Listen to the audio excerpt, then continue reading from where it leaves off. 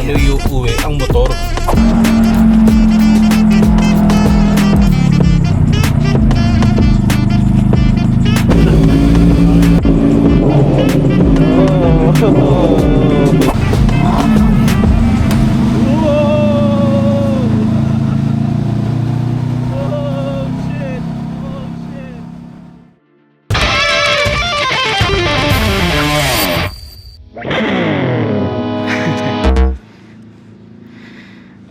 Okay, alright. So, another day, another budol. Okay. So, punta tayo ngayon sa Cubao. Kasi, kikitain natin yung barkada natin. So, the other day, just sa background lang, no? Kasi nag-post ako sa personal Facebook account ko ng story.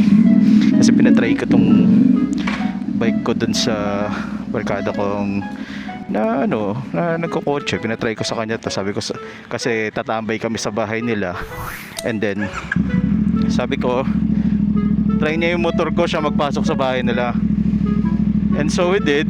And ayun, naka-on din yung camera pa nun, itong 360 ko, so kinuha na ko siya ng video, and mukhang nagustuhan siya. Tapos yung caption ko dun sa video na yun, Budol Your Friends 101 Big Bike Edition. Yung kaibigan ko na yun, nagtitingin-tingin na talaga siya ng motor. Ang initial niya na gusto talagang bilhin is yung all new na Vespa Primavera S na 100cc 180cc. Ang kaso lang, sobrang tagal ng waitlist kasi yung gusto niyang unit is color white. Mukhang malaki-laki yung demand ng color white, kaya sobrang tatagalan. So yung unang sinabi sa kanya na maka-available na daw ng May, end of May, na-extend ng end of June. So medyo, alam mo yun, syempre naiinip, na-anticipate, nakabili na siya ng helmet, gloves and anything, ng mga jersey. So syempre nakakainip. Tapos yun, pinatry ko sa kanya motor ko. Marunong naman siya mag-manual. Medyo matagalan talaga siya nang hindi nakapag-practice. Pinasok niya. Tapos kagabi, nagtitingin-tingin siya ng mga second hand na motor, mga cruiser. Specifically, yan, tinignan niya rin yung CLC. Nirecommend ko yung Benda Chinchilla. Okay naman, pasok sa taste niya pareho. Kaso nakita niya yung Honda Rebel, mukhang nagustuhan niya. So eto tayo ngayon. Eto ang dilemma natin ngayon.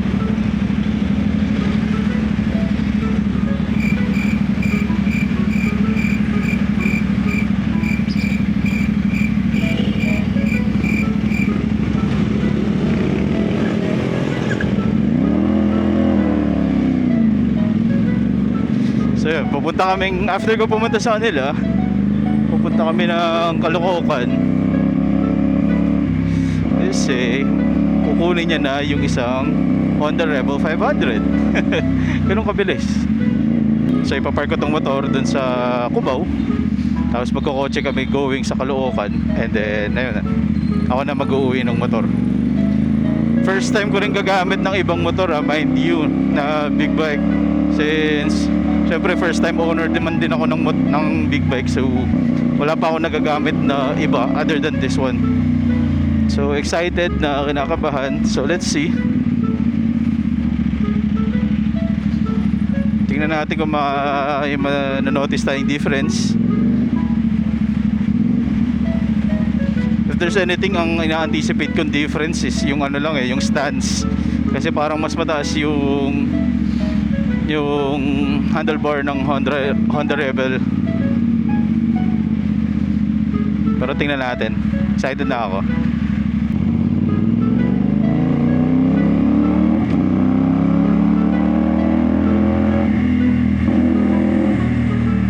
Ingat-ingat lang tayo dito kasi may mga sudden na butas dito. Yan tulad yan Ito pala, mayroon dito sa condo na to, may parang nasunog na unit sa gitna. So grabe no, nakakatakot no kung nandun ka sa may ano, yung sa unit above.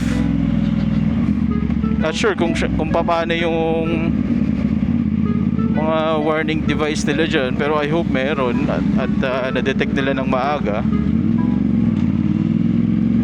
Kasi kawawa niyan, lalo na kung may ano ka, may mga bata. Pag mga gano'n, syempre konti lang yung may isasalba mong gamit, kasi syempre unahin mo yung mga bata talaga eh.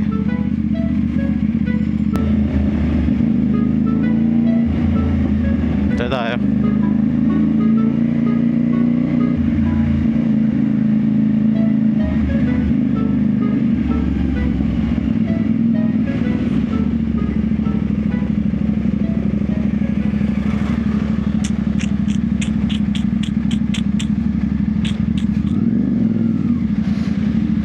Unbeatable.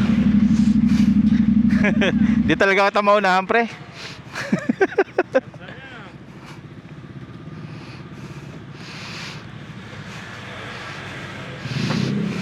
Pre.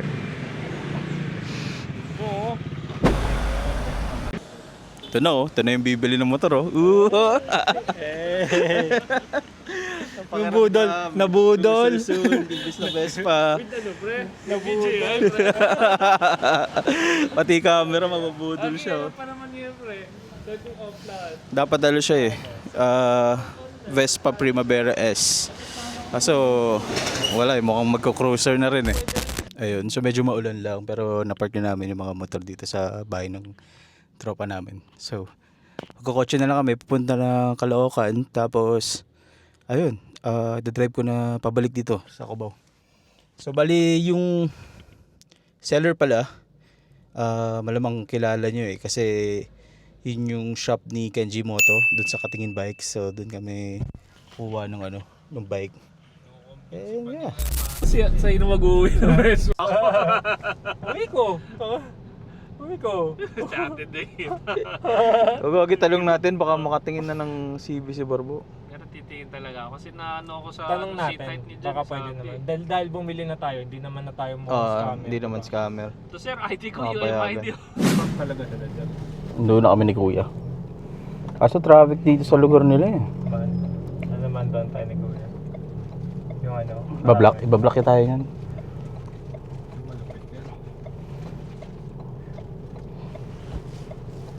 So medyo kakaiba pala dito no. Kala ko ano lang, straight up na pupunta ka, bibili ka. Pero hindi. Siguro pinapupunta lang nila sa bahay nila yung mga ano lang, mga sure buyers lang talaga. Nag-down pa ako bro, bago ako makapunta. Legit nag-down ka? Oo. Magkano? 5,000. So ganun nga, kailangan gusto niya sure buyer. So bawal dito yung ano ka, Pupunta picture ka lang, baka. Kasi nangyari, pinapunta kami dito sa Jollibee, tapos nung nag-message kami na nandito na, sabi susunduin daw kami. So ito, dumating si Kuya. So pupunta kami dun sa sa garahe nila.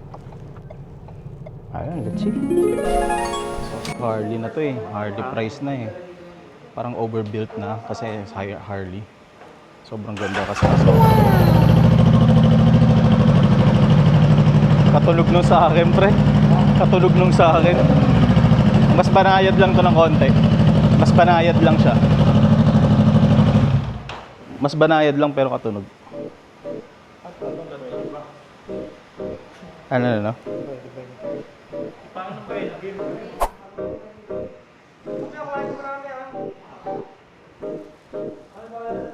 Nice, ganda.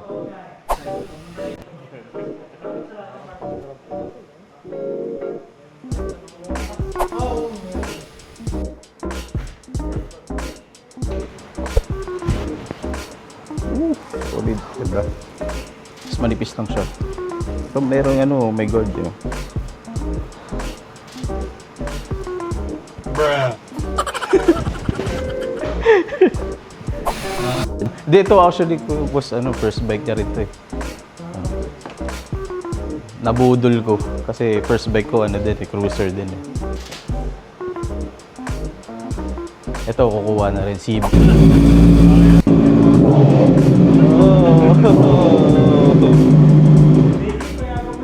Vicky, payagan mo na, Nix. Kidlat. Yun lang ang problema. Kala ko kasi dito. Paano iuwi ang motor? Game. Pre, ano masasabi mo pre sa bago mong motor? Excited na gamitin. Sir! Ride na kagad oh. Kamusta yung, Bago. yung transaction? Si Barbo. Abot ka pa sa DGR next year pre. Ano masasabi mo sa transaction? Tignan natin. Kasa natin. Ano yung tsura? Oh. Damn! Naliguan agad oh. Kinarama. Mamaya ako naman oh. Ako naman papaliguan oh. Doable naman kung ano.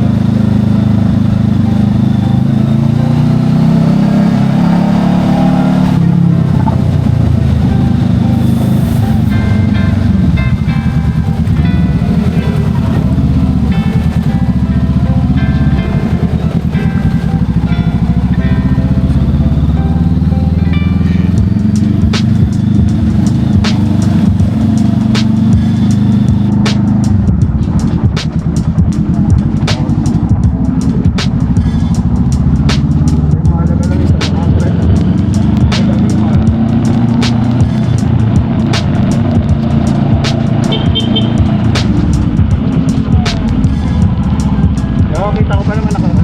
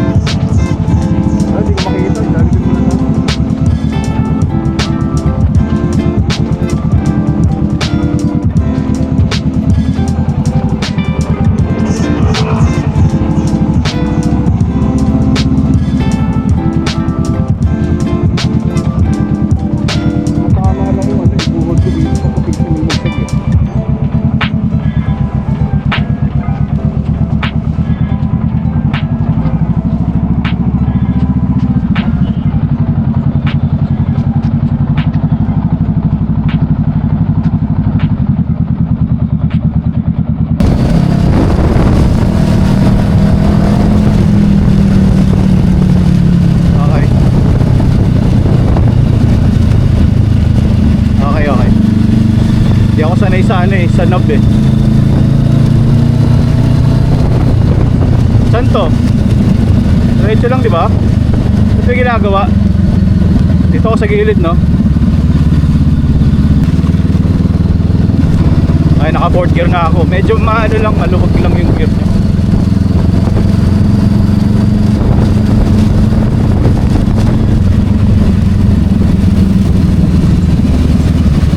Kaya ba yan? Kaya ba yan?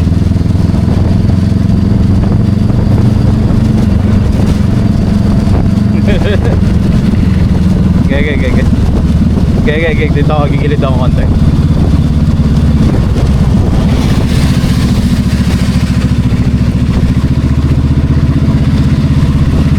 Ayan o, sakto lang eh. Sakto lang pala pre, maingay lang kasi nasa enclose tayo kanina. Pag nire-rev match mo pre, ang sarap. Ano siya, pumapasok ka agad yung gear mo. Pumapasok ka agad. Sa akin kasi ano eh, may pagka hindi mo na sakto yung timing, ano eh, malutong.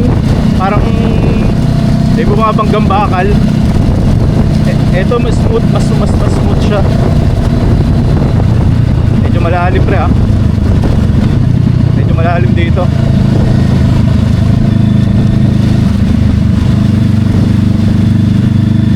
Baka mamaya lagpasan nyo ako, maulanan ako eh.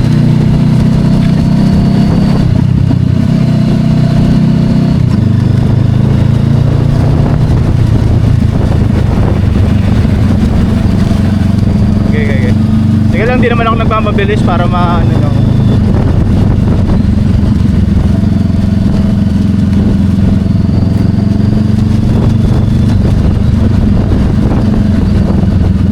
Wala palang ano to. Walang ano, passing light. Hindi na ako overtake ha, para maka ano kayo ha.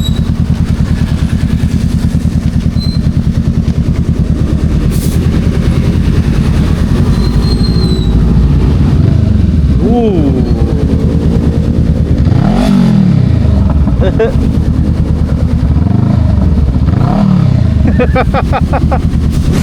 Ge.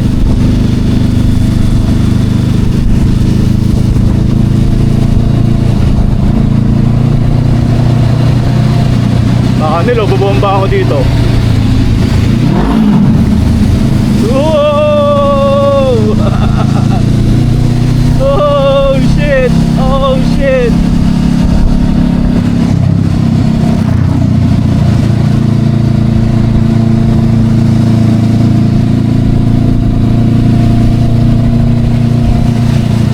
Ayaw mo na. Ayun na, nahatid na namin. Ayun na, pinapractice na nung may-ari. So yun. Ingat pre. Uwi na tayo.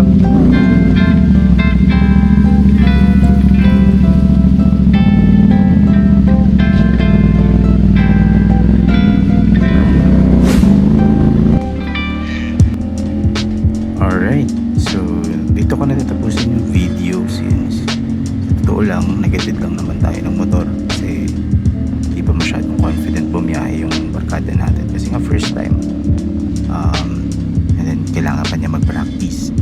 Pero yeah, dito ko na tatapusin yung video and I know medyo natagalan mag-upload ng bago kasi maulan na kasi lately kaya di makapag-set ng rides para puntahan.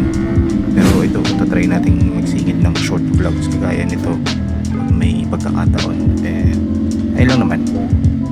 Thank you sa panonood and ingat kayo parati. Bye!